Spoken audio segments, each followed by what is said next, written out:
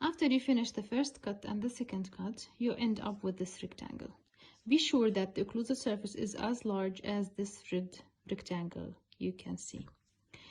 This is the buccal surface, this is the lingual surface. Now you have to do the vertical cut or the occlusal surface cut. So according to the drawing you did on your drawing books, you have to remove the corners of your carving to end up with this hexagon. To do that, you have to draw 4 points and connect them. So first of all, you go to the buccal surface, to the contact area, and you trace it inside the mesial surface, third of the buccolingual width, and you draw this blue point. You do the same on the distal surface. You go to the buccal surface, to the contact point here, and you go inside the distal surface 1/4 of the buccolingual width. You see it, this is the blue mark here. Also, between the two contact areas on the buccal surface, between the two contact areas, you draw a line and you put a mark in the middle of it. The same on the lingual surface. Between the two contact points, you draw a line and you put a blue mark. These are the 4 points you have to connect. You connect them exactly the way you see here in your occlusal drawing. So you draw this black line from the middle point, going into the contact area, going into the middle of the lingual surface, and from the middle of the lingual surface you go back to draw a hexagon to the other contact area on the distal surface, and then you connect it to the buccal midpoint. As you can see, these are the areas we are going to remove. I will remove them and come back to you.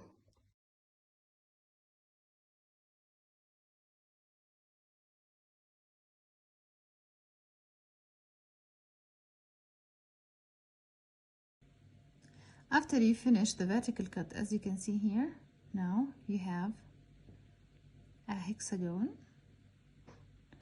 You put 2 points with the marker to locate the buccal and the lingual cusps, which are actually in the middle of the contact points.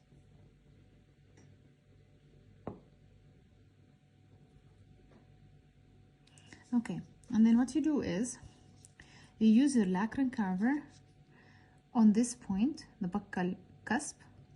You put it on the buccal cusp in a 45 degrees outside, and then you push your carver into the occlusal surface till it disappears.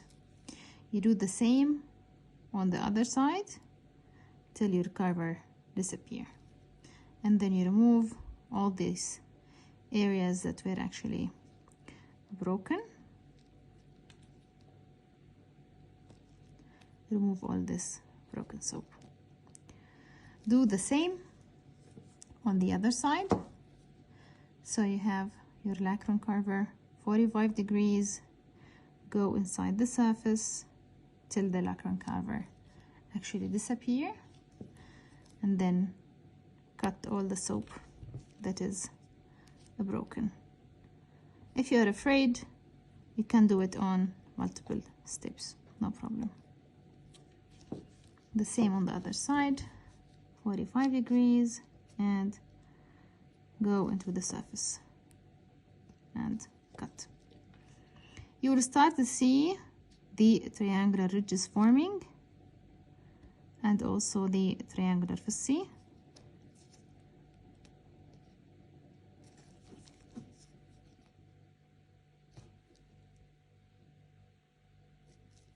Remember that the buccal cusp is a little bit bigger than the lingual one and the upper 4.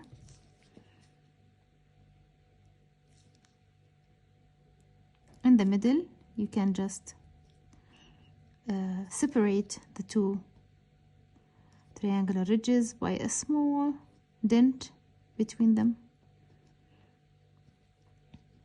Remove all the wax, the soap, all the broken edges, all the disturbed soap. Just remove it. Don't carve, just remove it.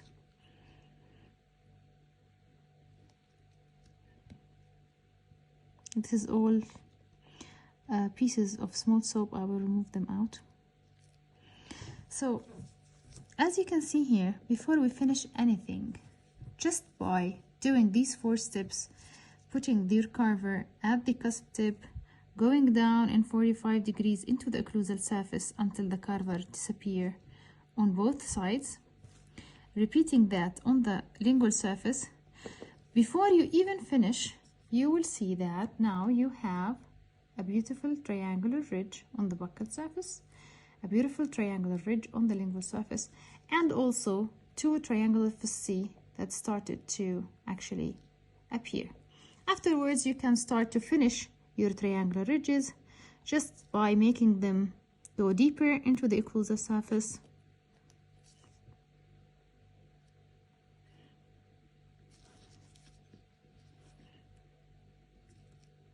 This is the easiest way to carve the triangular ridges. If you do this, you will finish in no time actually. Afterward, you can just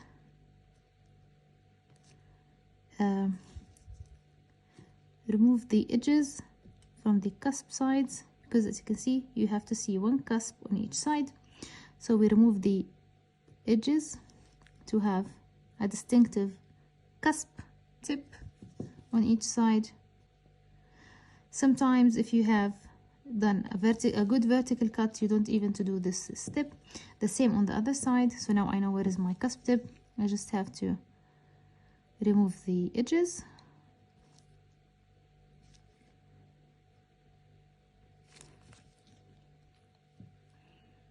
Clean the triangular fossa with the edge of your carver.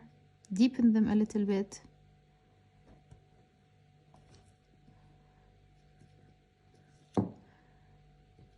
And straighten the marginal ridge. Deepen the fossa on the other side. Let the lacron carver tip carve the grooves for you. So the tip is gonna carve the grooves while the side is gonna deepen the fossa.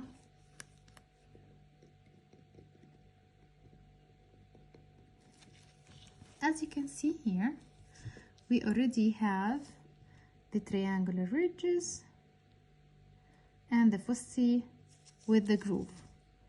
Because we don't want this video to be really long, we're gonna stop here with a little bit of finishing.